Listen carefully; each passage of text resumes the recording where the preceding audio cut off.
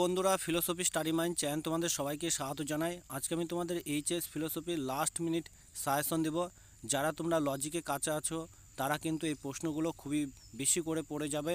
আর দেখবে যে আমি ট্রিপল স্টার যেগুলো দিয়েছি ওগুলো একটু বেশি বেশি করে মুখস্থ করবে। তাহলে দেখবে যে 5টা 8 নম্বরের অ্যান্সার অ্যাটেন্ড করতে হয়, তাহলে সব এই সাজেশন থেকে তোমরা পেয়ে যাবে। তাহলে দেখো, প্রথম হচ্ছে বচন অধ্যায়ে আমি 3টে সাজেশন করেছি। 3টেই কিন্তু খুবই গুরুত্বপূর্ণ, কারণ তোমরা লজিক যদি না অ্যাটেন্ড করো তাহলে এই 3টে কিন্তু পড়ে অতি অবশ্যই যাবে। প্রথম হচ্ছে বচন কাকে বলে, বচন ও বাক্যের মধ্যে পার্থক্য লেখো। দ্বিতীয় প্রশ্ন হচ্ছে বচন ও বচন আকারের মধ্যে পার্থক্য লেখো। সংযোজকের ভূমিকা কী। তারপর হচ্ছে তৃতীয় প্রশ্ন হচ্ছে গুণ ও পরিমাণের সংযুক্ত ভিত্তিতে বচনের প্রকারভেদ উদাহরণ সহ ব্যাখ্যা করো। তারপরে অ্যারিস্টটলের চতুর্বর্গ পরিকল্পনা উদাহরণ সহ লেখো। তাহলে এই 3টেই কিন্তু খুবই গুরুত্বপূর্ণ, 3টেই অতি অবশ্যই পড়ে যাবে যারা লজিকে কাঁচা আছো। তারপরে অমাধ্যম অনুমানের অধ্যায়তে দেখো দিয়েছি হচ্ছে প্রথম দিয়েছি হচ্ছে বিবর্তন কাকে বলে, বিবর্তনের নিয়মগুলি লেখো। এ ই আই ও বচনের বিবর্তনের দৃষ্টান্ত কি হবে। তবে 2 নম্বর প্রশ্ন হচ্ছে সরল আবর্তন কাকে বলে, এই বচনের সরল আবর্তন কি সম্ভব, উদাহরণসহ ব্যাখ্যা দাও। তারপর ও বচনের আবর্তন সম্ভব নয় কেন, উদাহরণসহ ব্যাখ্যা দিয়ে দিবে। তবে 3 নম্বর প্রশ্ন দেখো কি বলেছে। 3 নম্বর প্রশ্ন হচ্ছে অমাধ্যম অনুমান কি, মাধ্যম ও অমাধ্যম অনুমানের মধ্যে পার্থক্য লেখো। তারপর উদাহরণসহ সেই পার্থক্যটা দিতে হবে। তবে 4 নম্বর দেখো কি বলেছে।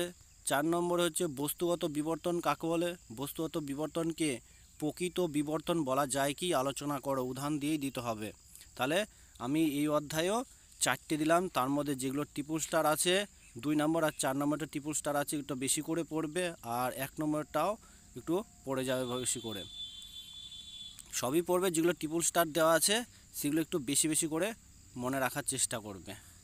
তারপর দেখো নিরপেক্ষ ন্যায় অনুমানে কি বলেছে। নিরপেক্ষ ন্যায় দিয়েছি, প্রথম প্রশ্ন হচ্ছে নিরপেক্ষ ন্যায়ের বৈধতা বিচারে 10টি নিয়ম লেখো।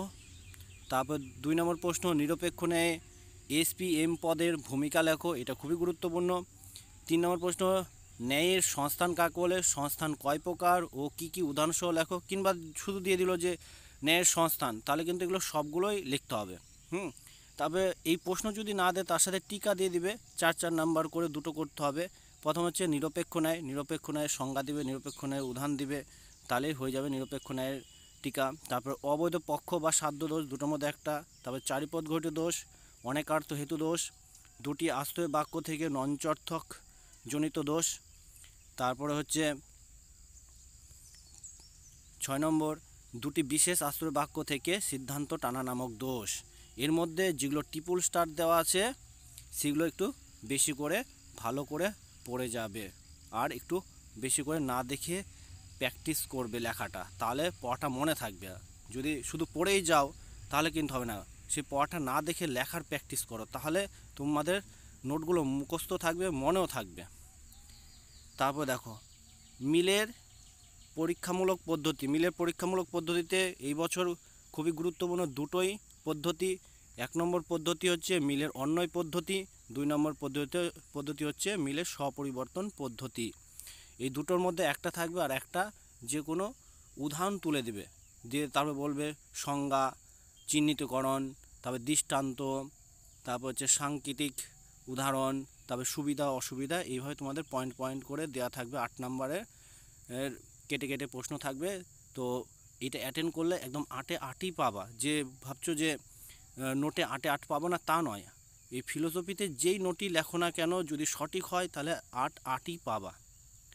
লজিকেও যেরকম পাবা সেরকম নোটেও পাবা।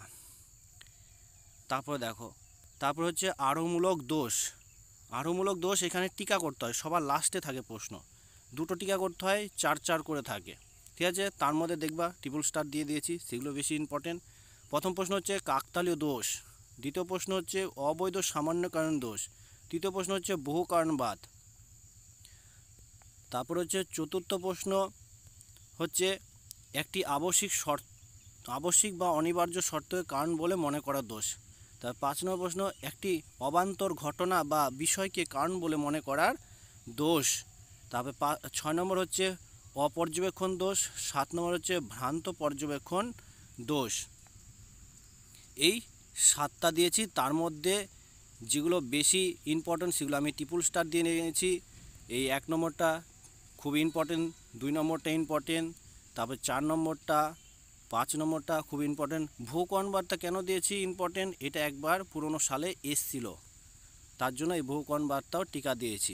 ঠিক আছে, তাহলে এই সমস্ত প্রশ্নগুলো পড়ে যাবে, তাহলে দেখবে সমস্ত প্রশ্নেরই অ্যান্সার তোমরা অ্যাটেন্ড করে আসতে পারবে। তাহলে যেগুলো বেশি বেশি ইম্পর্টেন্ট সেগুলো আমি ট্রিপল স্টার দিয়ে দিয়েছি, সেগুলো একটু বেশি বেশি করে পড়ে যাবে। আর না দেখে লেখার তোমরা কিন্তু প্র্যাকটিস করো, না দেখে লেখার প্র্যাকটিস না করলে কিন্তু তোমরা পরীক্ষাতে গিয়ে কি করবে, দেখা হলো পড়াটা কিন্তু ভুলে যাবে। তার জন্য তোমরা কিন্তু পড়াটা মুখস্থ করে সেটা না দেখে 2বার হোক 3বার হোক না দেখে এখন লেখার প্র্যাকটিস করো, কারণ এখন শেষ মুহূর্তের টাইম, এখন লেখার প্র্যাকটিস করো বেশি বেশি করে। তাহলে আজকে এখানেই আমি ভিডিওটা শেষ করছি। পরের ভিডিও পাওয়ার জন্য চ্যানেলটা ফলো রাখো, আর তোমরা বেশি বেশি করে ভিডিওটা শেয়ার করে দাও বন্ধুদের মধ্যে, আর চ্যানেলটি অতি অবশ্যই সাবস্ক্রাইব করতে ভুলবে না। আজকের মতো এতটুকুই।